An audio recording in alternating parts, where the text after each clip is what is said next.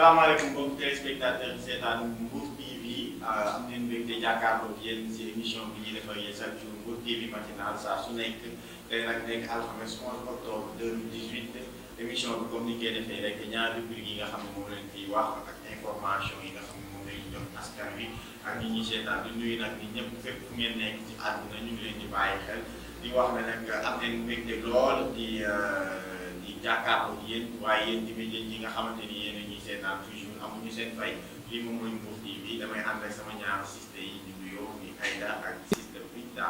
borom rubrique Dóor waar Binta maa ngi lay nuyu. maa ngi lay fay Djib Diop Ndiaye nuyu sama siste Aïda nuyu téléspectateur Mbour TV di leen ne rek seen émission la Mbour TV matinal la siste Binta mu nekk si benn rubrique bi ñuy naan Dóor waar nuyu suñu caméraman bu xees bu ñaawul bi ak ki nga xamante ne mooy Babacar Fall yor wàllu journalisme su ko defee rek Djibi dama lay daal di jox kàddu bi rek ba si kanam. jaajëf Binta merci beaucoup damay jox Aïda moom mooy société ak civisme Aïda.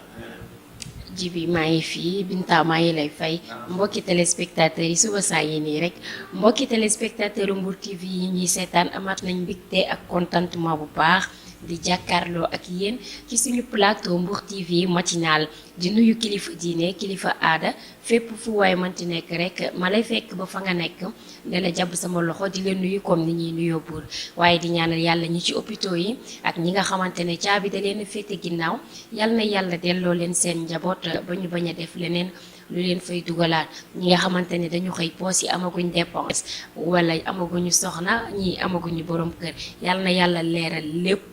ba kenn ku ci nekk sa aajo mën a faju di leen wax ne nag nii rek lay demee saa su nekk am ngeen droit di dugg ci suñu page YouTube di def seeni commentaire ci suñu émission yi nga xamante ne nii ñoo fay daw waaye di nuyu tamit ki nga xamante ne mooy Babacar Fall ci wàllum journal bi xanaa dañuy bàyyi tuuti rek ji bi ñu gën a faram-fàccee ñu gën a yaatu.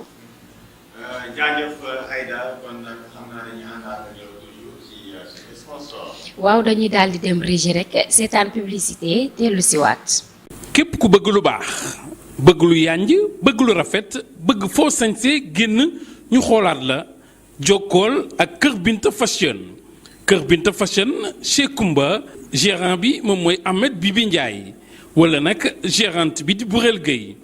képp ku bëgg ci sañse yu rafet yi képp koo xamante ni bëgg nga montre bëgg greffage ci couleur bu mu mënti doon cheveux naturel original képp koo xamante ni bëgg nga écran plat képp koo xamante ni bëgg nga matériel buy jógee fële ca Dubaï directement wala ca États-Unis directement demal seeti Kër Binta Fashion chez Kumba gérant bi di Ahmed Bibi Ndiaye ak Bourel Gueye bu la neexee sax da ngay woote ci numéro téléphone bii di 77 987 58 37 jëlal 77 987 58 37 kooku moom mooy Bourel Gueye nga woo ko rek mu fekk la fi nga nekk indil la ci marchandise boobu wala nga woote ci 77 774 60 68 kooku moom mooy Ahmed Bibi Ndiaye wala nga woote ci 77 021 55 71. képp koo xamante ni bëgg nga ci sañse yi dëkk ci Ngaparou Somone Ngekoox wala Sindia mën nga woo kooku ci Ndey Coro Boy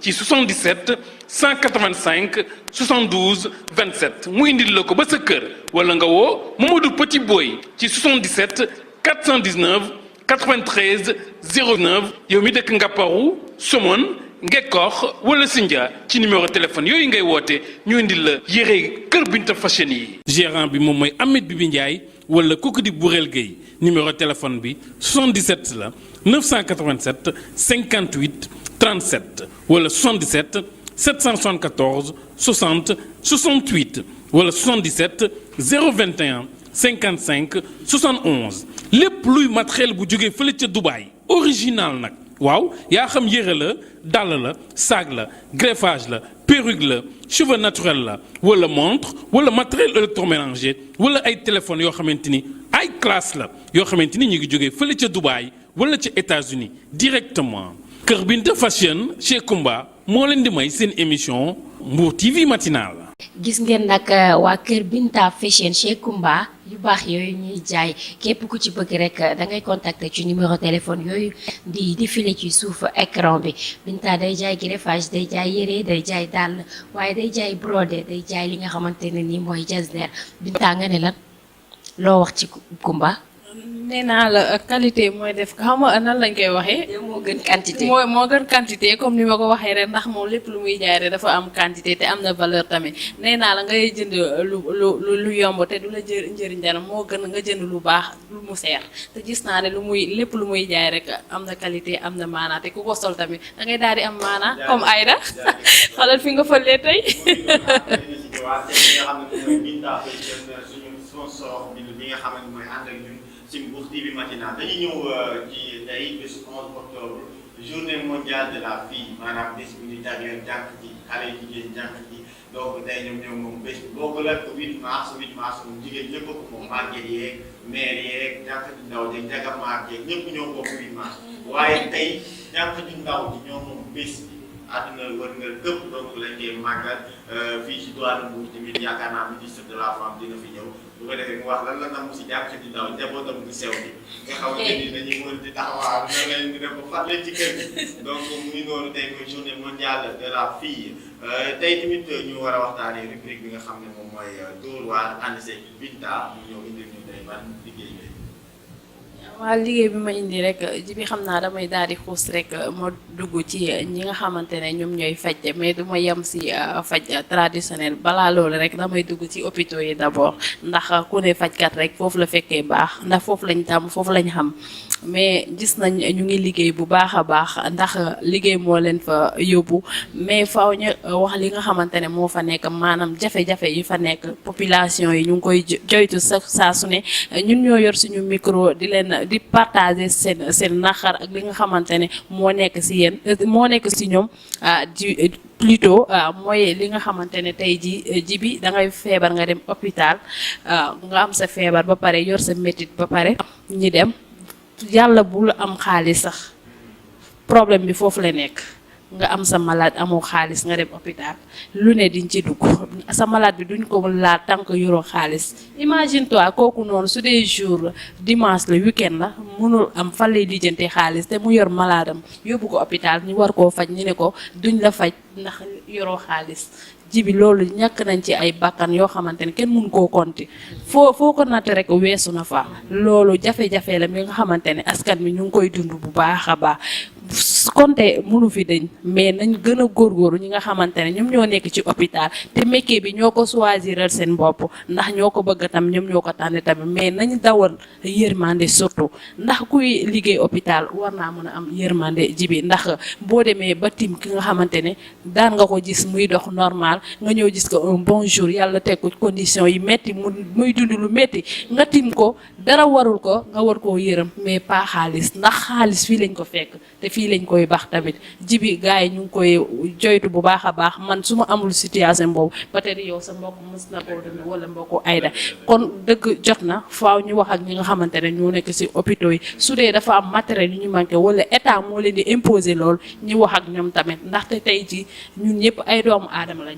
tey nit bu lay jàppale si yenn fànna yow tamit yaa ngi koy jàppale si yenn fànna état bu nekkee fële askan wi ñoo tax mu nekk foofu ñi nekk hôpital tamit ñun ñoo tax ñu toog foofu ndax ñun mënuñu dem sam ñoom mais ñoom tamit mënuñu dem sañ ñun kon affaire bi bu ñaari côté la kenn du dem bàyyi sa morom su ko defee rek nañ dawal comparaison ak ki nga xamante ne bu yorul tamit nañ ko faj ba pare ndax l'argent c'est après problème bu mag bi mooy accueil maanaam ni ngay teeroo. teeroo tey jii bu dee jigéen bu wérul nga war a aussi. accouchement ñoom jëruñ dara muy sérieux quoi ñoom parce que ñoom docteur da ngay gis kii ne man de bi ma demee hôpital gis kii mu sonn mais docteur yi. ñoom yëguluñ ko seen yaram. ñu doon faj seen xol mooy yërmande seen xol yi moo toj. moo toj. am na benn jour sama benn cousine nee na ma dañ ko tàggee benn papaam bu ko yàgg. waaw bu def hôpital di dem di xooli ji affaire yooyu noonu. waaw toog téléphone di sonné jàng mu romb docteur mu xam ko ni kii mu ngi ci cas mu ne ko yow doo ma envoyé li son yi neex na de envoyé ma mais kooku yow wala te imagine ñoom pare nañ ci liñ doon def. waaw après on passe à autre chose. docteur yi noonu la ñuy pour ñu defaraat accueil yi. alors que loolu du yoon surtout ki nga xamante ne dafa toll ci diggante jigéen yi ci côté boobu la méttee ndax ñun jigéen yi dama ne yërmande ñoo ko war a def mais tey jigéen yi ñoo gën a ñoom maanaam ñoom ñoo gën a am fit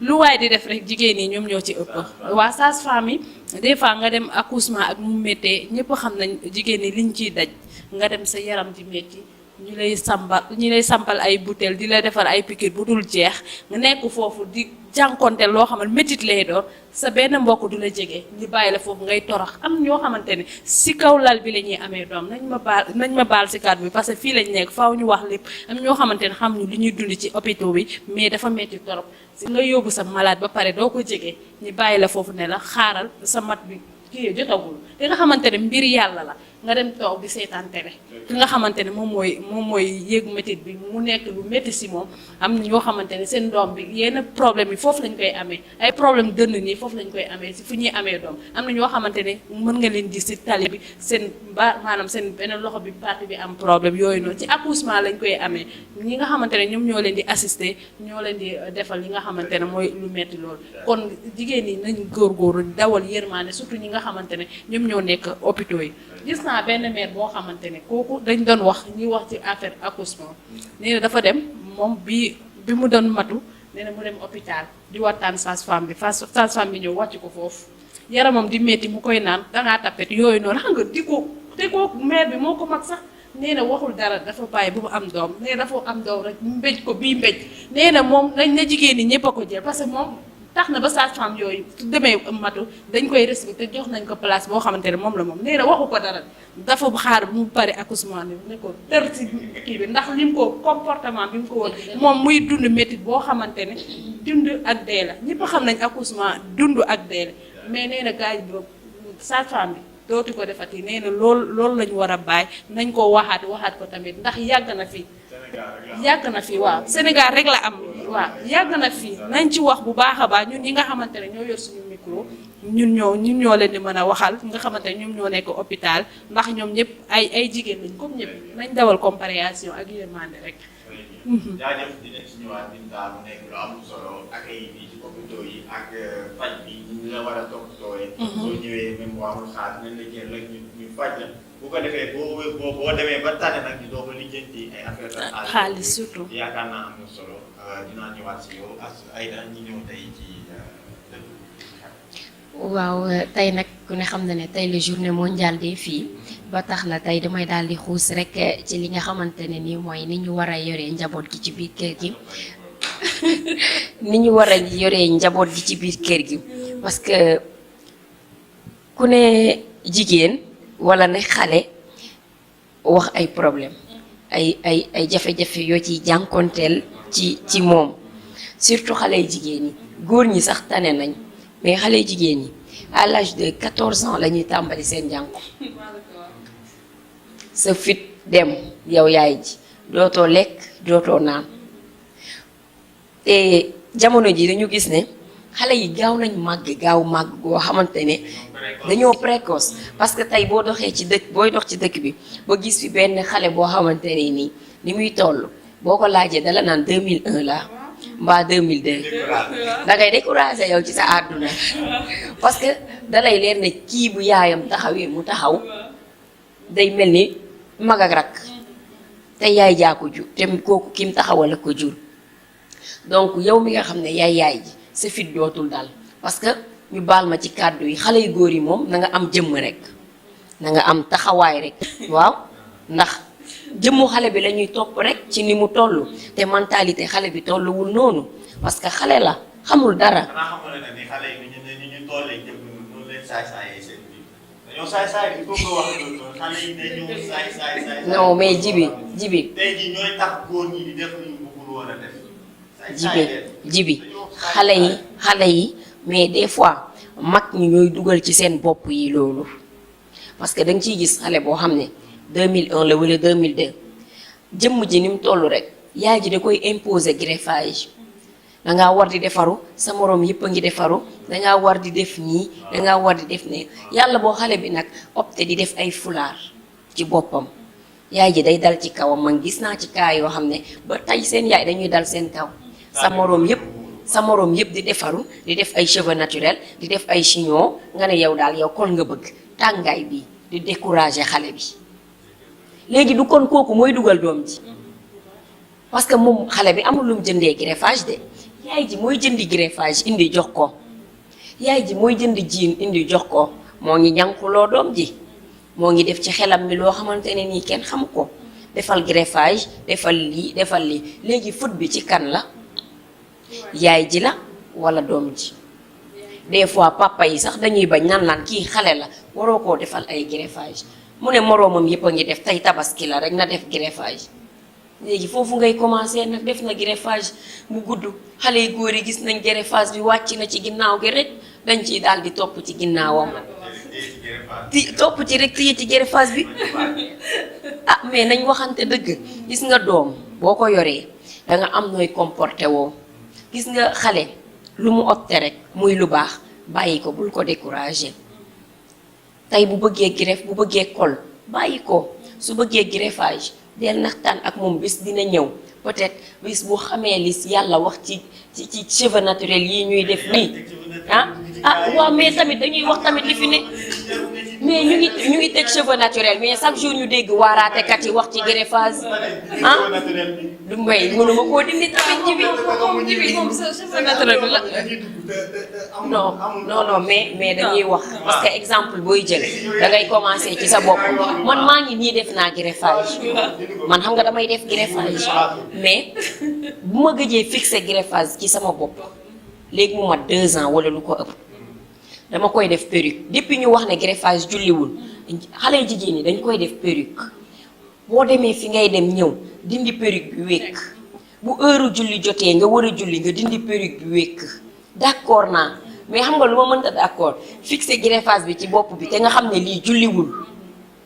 loolu moom daa xale jigéen yëpp léegi koo ci gis perruque la def keroog du yaa doon kaas salon yi liggéeyatuñu ndax perruque yi noonu la demee rek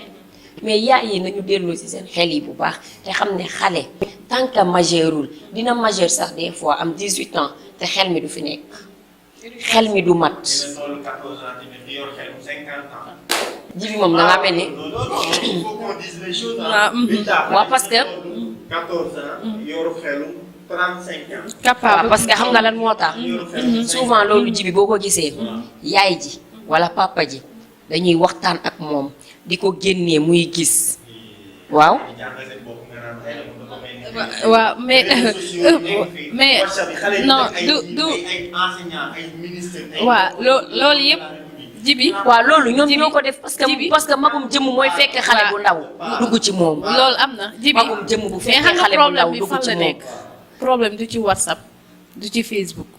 éducation bi moo des comme ni ma ko tàmmee di ko wax rek saa su ne dama ne jigéen yi ñoo non jibi éducation bi moo des ndax maire yi yaratuñu seen doom yi ndax éducation bu njëkk ak bu léegi. Facebook amul woon bu njëkk non xam nga fan lay waxee tamit tey jii nga nekk ak sa doom mu am yenn âge yi ay 10 ans 12 ans war a waxtaan ak moom surtout doom bu jigéen doo waxtaan ak moom mu nekk ci li ko nekk saa su ne muy gis lu bees ci mbedd bi mais tey boo amee sa doom mu toll yenn moment am l'âge de puberté 14 ans da nga koo war a woo waxtaan ak moom mais loolu moo fi dañ.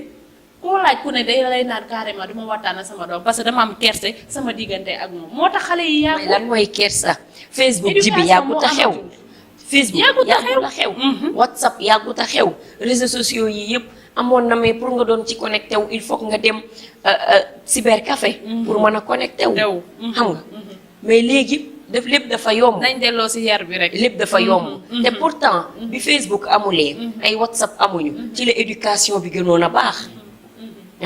xam nga li ji bi wax ne Facebook bokk na wala réseaux sociaux yi bokk na ci li gën a yàq xale yi d'accord bokk na ci parce que boo xoolee ñu njëkk ñi ñu mag ñi loolu yëpp amul woon te ba léegi nii dañu am yar parce que yar ci bi ngay nekk ndaw nga koy am boo demee ba nekk mag dafay nekk ba léegi mais fii ñi nga fi gis ñëpp ñu nekk ci dëkk bi di def lu leen neex d'accord wax na ne xale yi nga xam ne 14 ans lañ am dañuy am xelu 35 ans c'est vrai da nga ciy gis xale boo xam ne bu la waxee dil bi mu teg yow mag mi sax wala yow mi nga xamante ne nii yaay magam da ngay tiit. xale yi si boppam ñoo am fit. da ngay dañoo am seen doom lay def action ñu jël ko ci benn am na koo xam ne nag moom am na koo xam ne mu ngi may seetaan chaque jour xam na bu baax li may wax daf ma envoyé photo doomam daf ma envoyé photo doomam bu jigéen góor la daf ma envoyé photo doomam ma xool photo bi rek ne ko sa doom ji am na far mu ne ma ëy Aïda kii nga xam ne demul dikkul chaque jour ci kër gi lay nekk ma ne ko du yéen a ngi koy yónni mu ne waaw ma ne ko moo ngi farantu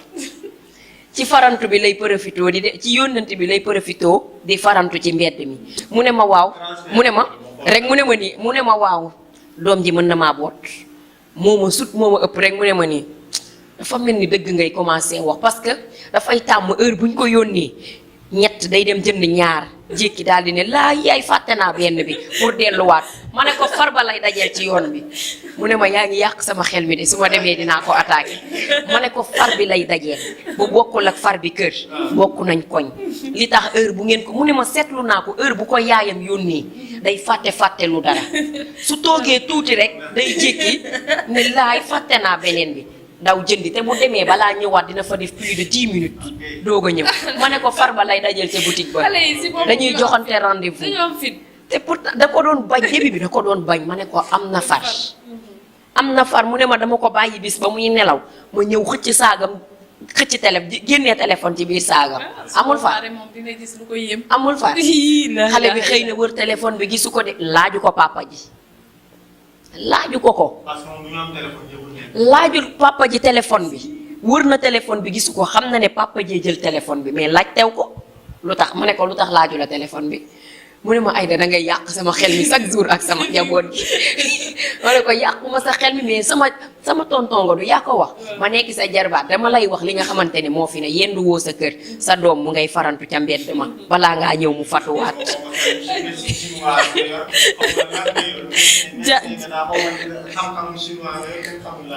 mais tamit dañ waxante dëgg xale la xale bu ndaw la nan man alxuraan sax laa ko dugal ma ne ko alxuraan ba bu jàngi jee ba wàcc day toj yoon bi doog a dugg si ay waay Samba. mais nañ waxante dëgg xale la mais dafa am xel muus na parce que ku muus weesuwul ñu yónni la nga jënd ñaar pour mën a rendez-vous bi nga am ci biti nga war koo mën a yeggali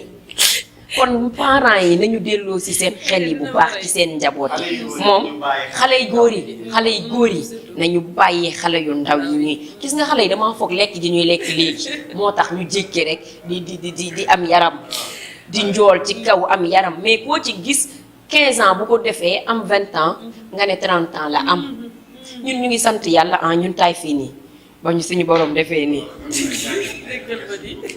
mu ngi noonu coow lu bari na problème xale yi jigéen yeeg li ci xew yëpp mais yàlla lu ñu def lu ne xale yu góor yee leen ci dugal des fois ñoo leen di tracer seeni til ba mu normal ne la nii ngay waxee ak sa yaay nii nga koy tàggoo pour mën a génn genre sama caméraman mii ma jàkkaarloo.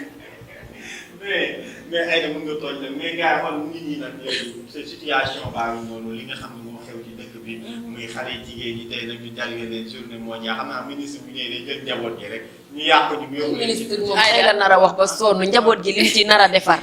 tey xam naa day mujjee teg ay bus rek pour di leen ci yeb. mais dinaa la ñaanal après nga ñëwaat ci li nga xam ne moom mooy jafe-jafe yi xale jigéen yi di dund ak ci wàllu école yi ak ci wàllu dem bay def ay affaire de li ngay waxee tey ba bañ a am doom ñi leen liggéey pour yooyu doon ngay def planning garaaw yi nga xam nga ñu koy def yooyu yëpp dama nekk ci il faut nga ñëwaat ci def ay recherche waaw dinañ ci ñëw parce que keroog dama dégg ci benn rajo ñuy wax ne président bi dafa bëgg a annuler planning familial dootul am parce que élèves yi la ñu gis ne ñoo ci ëpp jeunes yi ñoo ci ëpp. su ma déggee di nga continuer su ma déggee tamit ne dañuy voté loi boo xamante ni avortement dañ koy permettre ci réew mi. laa ilaha illallah. loi de l'avortement day am man daal dafa ko dinaa def nag investigation yi mais après boo ñëwee si thème bi. dama ne man dama dégg ñu ne planning familial dañ koy annuler dootul am parce que. dañu gis ne boo demee ci hôpitaux yi boo demee ci si poste de santé yi ci poste de santé yi mais non mais bu ñu waxee loolu tey planique bu ñu waxee loolu da ngay déglu liñ ci teg suñ waxee loolu dañ ne balaa ko jigéen ki di def planique familial jëkkëram day ñëw toog ñu indi seen papier de mariage ñoo xam ne diw mii kii mooy jëkkëram parce que xale yi xaaj bi yépp dañuy def planique familial te amuñu jëkkër loolu moo waral ñu wax loolu d'accord naa ko parce que dañ ne nee nañ boo ñëwee ci hôpitaux yu ndaw yi wala poste de santé yi ñu baal ma xale yi ak élèves yi ñoo fay ëpp amuñu jëkkër amuñu dara mais dañuy def planique familial donc bu ñu waxee ne dañu teg benn loi boo xamante ne balaa koo nit di def boroom këram day ñëw toog loolu je suis d'accord naa ci avortement nag moom loolu mënaguñ cee wax parce que fi mu toll nii xam naa kon xale yi moom dañuy mujjee gaañu rek maa la ko wax de inchallah nga ñëw d'accord jërëjëf dañuy ànd ak Binta nag def ci li nga xamante ni moom mooy solution yi ak ni ñuy tàggoo ndax ñi may wax ne ma émission bi mu ngi jeex waaw li may tàggoo mooy ak conseil bi mooy damay ñaaxaat ñi nekk ci hôpitaux yi rek maanaam ñi faj ñi dawal yërmande surtout sama mbokk jigéen ñi sage-femme yi fa nekk parce que jigéen bu nekkee ci ay diggante boo ko jàppale waroo ko def loo xamante ne métit lay doon ndax métit bu mu yor rek loolu doy na sëkk ak barke ñi ñaaxaat yi nga xamante ne ñoom ñooy dem hôpitaux yi tamit nañ yóbbu li nga xamante ne mooy éducation surtout nga nekk ndaw mbaa mag am na yoo xamante ne boo koy won nit rek il faut mu réagir waa métier la respecté ko nga teg ko ci place am su ko defee rek yërmande moom it dina ko mën a dawal comme ni mu ko waree ma gërëm ñëpp sant ñëpp Zal nga jottali ma li ma la jox noonu ma daal di defante lu baax ak sama waa Jibi su ko defee rek xam nga démb ak tey dama am sponsor yu bees ñi nga xamante ne dañoo tegu ci temps comme ay nu mu koy defee rek tey moom fële ma foofu ndax li ma soxla démb moo tax ak waa IMB ñoom ñëw fële ñoom dañuy defar laafa bi aussi laafa bi waaw xam nga démb li ma sol ak bii bokkul casquette la woon ok IMB waaw IMB ñoom ñu ngi fii en face boo leen ñëwee fii rek Mbour TV ku xam Mbour TV rek ñëwal fii rek waaw boo fekkul Zal di nga fekk Djib Diop Ndiaye dina la accompagner ba seen cantine fii en face seen numéro téléphone 77 la ngeen def 777 69 35 Cheikh Diop Ndiaye moo fa nekk mbokku Djib Diop Ndiaye la ku jaar fii rek wala nga woo ko ci numéro téléphone am 77 la 777 69 35 69 35 Cheikh boobu mooy numéro Cheikh Ndiaye ñi nekk côté Dakar te ñu soxla ci bagage yu baax yi da ngay daal di def rek 77 666 99 99 fi ñu nekk ci Dakar mooy fii Grand Mbour tamit am nañ fa place à côté de waaw brigade douane fii ku woo Cheikh Diop Ndiaye rek di nga ko jot ak ki nekk Dakar kooku mooy Thierno Diop moom Dakar Gueule Tapée la nekk soo leen ko woowee rek moom numéro 77 bi 676 99 99 topp leen rek chaque jour rek Mbour TV matina ci ay bagages yu bees nee naa leen ku soxla pub bi rek da ngay daal di composer numéro yooyu daal wala nga daal di woo Djib Diop Ndiaye rek wala nga def sa commentaire rek ñun dinañ ko gis suñ ko gisee rek ñi daal di la jàpp sponsor ndax dañoo bëgg a liggéey te ku ñëw fii rek lépp a yomba ndax seen waa lépp ay dem incha allah su ko defee ñu gërëm ñëpp sant ñëpp di leen jox dig dajee rek demee incha allah di ñaanal ñëpp jàmm yàlla borom jàmm ku mu jàmmal nga am jàmm yàlla na ñëpp am jàmm Sénégal am jàmm su ko defee rek xëy bi mun a neex. ok merci.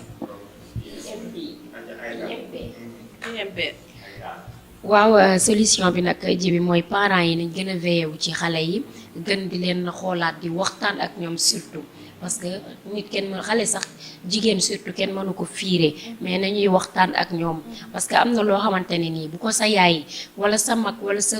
frère buñ ko xësee ba def ci sa xel rek fépp foo nekk loolu dafay dellu si ci yow ba tax na di nga jomba def dara loo xamante ne nii suñ ko déggee dañuy am gàcce ci yow donc nañu gën a bàyyi xel ci xale yi di waxtaan ak ñoom waaye di remercier bu baax a baax sama sponsor Kër Binta Fashion chez Kumba tey nag damaa def greffage bu rose daal di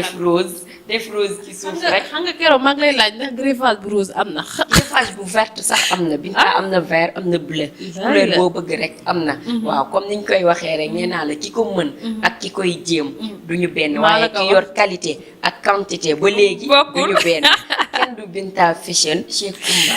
lépp lu ngeen bëgg ci lu baax rek su ngeen ko contacter di ngeen ci jot di leen jox rendez-vous ba suba incha allah ci yeneen yi waaw incha allah ba suba incha allah ci yeneeni feem ak beneen plateau Mbour Matinal. jaajëf mbokki téléspectateurs yi doon seetaan lii mooy émission Mbour Matinal di leen jox dig daje nag suba di nuyu suñu xarit yi ñu seetaan toujours monsieur Mbengue depuis Dakar. waaw tonton Mbengue sama tonton préféré. waaw di nuyu Omar Badiane Espagne moom mooy premier téléspectateur Mbour TV Matinal donc chaque jour dafay seetaan te dañ ko nuyu. Jibi Omar Badiane Espagne fàtte naa ay nee dafa bëgg téléphone donc yéen ñi seetaan yi ñëpp lu waay am lu waay man ngeen dimbali ko ci téléphone bi merci beaucoup.